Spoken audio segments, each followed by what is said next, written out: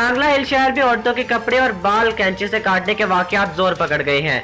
नामालूम शख्स या कोई जिन, आखिर कौन है जिसने शहर सांगला हिल के अवाम का जीना हराम कर रखा है। जो भी है शहरियों के घरों में दाखिल होकर कैंची और छुरी के वार करके जख्मी कर देता है, जिसके बाद इस इलाके में शहरी खौफ व हिरास पाया जा रहा है और शहरी रातों को जाकर अपने घरों और अपनी खवातीन की हिफाजत करने लगे हैं, जबकि कई फैमिलीज अपने घरों को छोड़कर रिश्तेदारों के घर चली गई हैं। पुलिस शख्स को पकड़ने में बिल्कुल नाकाम। एसएचओ सिटी थाना फिरोज भट्टी ऐसा कुछ भी नहीं है कि नारा लगाकर खुद को इस जिम्मेदारी से आज़ाद कर रहे हैं।